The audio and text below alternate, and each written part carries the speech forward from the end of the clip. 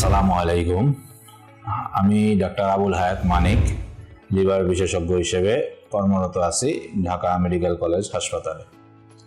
তো আমরা আজকের এই ভিডিওতে কথা বলবো লিভারের একটি অত্যন্ত গুরুত্বপূর্ণ অসুখ নিয়ে কিংবা রোগ নিয়ে, যেটিকে আমরা লিভার সিরোসিস হিসেবে বলা হয়। লিভার সিরোসিস কি? আমাদের রোগীদের একটি কমন কোশ্চেন থাকে এরকম যে, স্যার আমার লিভার সিরোসিস আছে কিনা। লিভার সিরোসিস হচ্ছে লিভারের একটি অত্যন্ত দীর্ঘমেয়াদী এবং লিভারের প্রদাহ হয়ে এই অসুখটি হয়। এটি কিভাবে হয়? ধরেন কোনো কারণে আপনার লিভারে কোনো একটি ইনফেকশন হলে লিভারের মধ্যে আমরা সেটিকে লিভারের হেপাটাইটিস বলা হয় কিংবা লিভার প্রদাহ বলা হয়। এই লিভার প্রদাহটি যতক্ষণ পর্যন্ত মানুষের শরীরে চলতে থাকে তখন ধীরে ধীরে লিভারের যে কোষ, যেটিকে হেপাটোসাইট বলা হয়, সেই কোষগুলো ধীরে ধীরে মারা যেতে থাকে এবং লিভারটি শক্ত হয়ে যায়। লিভারটি শক্ত হয়ে গেলে তখন এটিকে লিভার ফাইব্রোসিস বলা হয়। এই লিভার ফাইব্রোসিস অবস্থায়ও যদি রোগীটি দীর্ঘদিন ধরে এই প্রদাহের চিকিৎসা না করে এবং এটি ক্রমান্বয়ে চলতে থাকে, তাহলে রোগীটি লিভারটি একটি সময় সম্পূর্ণভাবে শক্ত হয়ে লিভার সিরোসিসে রূপ নেয়। এই যে লিভারের ক্রনিক হেপাটাইটিস থেকে লিভার ফাইব্রোসিস, তারপর লিভার সিরোসিস, এটি একটি দীর্ঘমেয়াদী প্রক্রিয়া। এই জন্য আমার আজকেই লিভারে ক্রনিক হেপাটাইটিস হয়েছে এবং কালকেই লিভার সিরোসিস হয়ে যাবে, ব্যাপারটি সেরকম নয়। ক্রনিক হেপাটাইটিস থেকে লিভার ফাইব্রোসিস হয়ে লিভার সিরোসিস হতে সাধারণত 10 থেকে 15 বছর পর্যন্ত সময় লাগে। তো এর মধ্যেও যদি আমরা লিভারের অসুখকে চিহ্নিত করে কী কারণে ক্রনিক হেপাটাইটিস হচ্ছে সেটিকে চিহ্নিত করে চিকিৎসা নিতে পারি, তাহলে আমি লিভার সিরোসিসকে ঠেকাতে পারব। সেজন্য আমাদেরকে লিভার সিরোসিস হচ্ছে কি না সেই কারণগুলো জানা প্রয়োজন। কী কারণে আমার লিভার সিরোসিস হয়?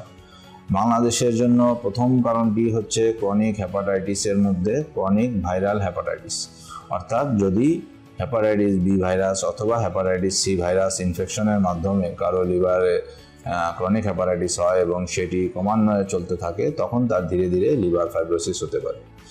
এটি ছাড়া বর্তমানে বিশ্বব্যাপী আরেকটি কারণ খুব মহামারী আকারে দেখা দিচ্ছে, সেটি হচ্ছে আমাদের ফ্যাটি লিভার ডিজিজ।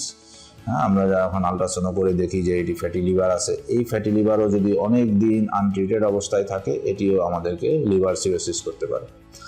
আরেকটি কমন কারণ হচ্ছে বাংলাদেশে খুব কম হলেও পাশ্চাত্যে খুব বেশি হয়, সেটি হচ্ছে অ্যালকোহলিক হেপাটাইটিস। এই তিনটি কারণেই আসলে অ্যালকোহলিক লিভার ডিজিজ থেকেও আমাদের লিভার সিরোসিস হতে পারে। এছাড়াও আরও কিছু আনকমন কারণ আছে, অর্থাৎ যেগুলো আমরা খুব কম পাই, যেমন autoimmune hepatitis, Wilson disease, primary biliary cirrhosis, এই জাতীয় কিছু অসুখ আছে যেগুলো থেকেও আমাদের লিভার সিরোসিস হতে পারে। এখন আমার লিভার সিরোসিস হয়েছে কিনা এটি আমি কিভাবে বুঝব? এটি বোঝার জন্য সবার প্রথমে একটি খুব সাধারণ পরীক্ষা, সেটি হচ্ছে আলট্রাসোনোগ্রাম অফ লিভার। আমরা আলট্রাসোনোগ্রাম অফ লিভার করেই বুঝতে পারি যে আমি লিভার সিরোসিসে আক্রান্ত কিনা।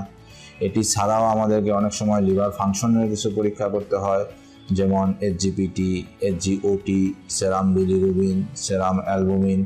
এই পরীক্ষাগুলো আমাকে আমার লিভারের কার্যক্ষমতা সম্পর্কে একটু ধারণা দিয়ে থাকে। আবার এটিকে আমি যদি আরও কনফার্ম করতে চাই, তাহলে অনেক সময় আমাদের ফাইব্রোস্ক্যান অফ লিভার নামে একটি পরীক্ষা আছে, এটি করেও আমরা লিভার সিরোসিস সম্পর্কে ধারণা পেতে পারি।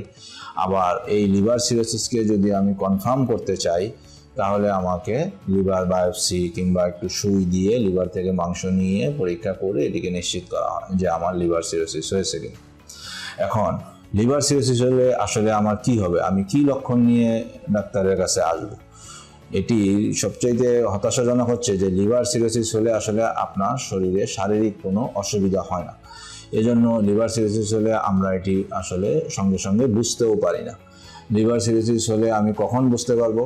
যখন লিভার সিরোসিস হওয়ার পরে লিভারের কার্যক্ষমতা 70 থেকে 80% নষ্ট হয়ে যেয়ে আমার অন্যান্য অসুবিধাগুলো প্রকাশ পায়, তখনই লিভার সিরোসিস বোঝা যায়। অন্যান্য অসুবিধাগুলো কীরকম?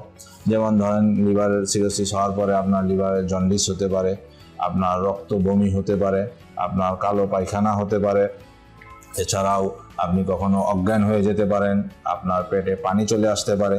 এগুলো হলে তখন বোঝা যায় যে আমার লিভার সিরোসিসের শেষ পর্যায়ে আসলে আমি পৌঁছে গেছি, এবং তখনই এই লক্ষণগুলো প্রকাশ পায়। এই জন্য লিভার সিরোসিস যদি আমরা আর্লি ডায়াগনোসিস করতে পারি, তাহলে আমাদেরকে এই লিভার সিরোসিসের যে কমপ্লিকেশনগুলো সেগুলোকে আমরা প্রিভেন্ট করতে পারবো। এই ভিডিওটি করার উদ্দেশ্যই হচ্ছে একটি জিনিস, যে লিভার সিরোসিস একদম ইরিভার্সিবল একটি অসুখ, অর্থাৎ লিভার সিরোসিস একবার হয়ে গেলে এটিকে আমরা আর পূর্বের অবস্থায় ফিরিয়ে আনতে পারবো না। এই জন্য লিভার সিরোসিস হওয়ার আগেই আমাদেরকে এটি ডায়াগনোসিস করতে হবে। আমরা আশা করব এই ভিডিওটি থেকে আপনি লিভার সিরোসিস সম্পর্কে এই ধারণাটুকু থাকলে আপনি অতি সত্বর এটিকে চিকিৎসা নেবেন, বিশেষজ্ঞ চিকিৎসকের পরামর্শ নেবেন। আপনার আত্মীয় স্বজনের মধ্যে যদি কারো লিভারের অসুখ থেকে থাকে, তাহলে সেটি লিভার সিরোসিসের দিকে যাচ্ছে কিনা সেটি পরীক্ষা করে দেখে সেটিকে থামাতে হবে, সেটির প্রোগ্রেশনকে হল্ট করতে হবে। আমরা আশা করি সবাই এই ভিডিও দেখে এইটুকু আমরা শিখে রাখতে পারবো, মনে রাখতে পারবো। ধন্যবাদ সবাইকে।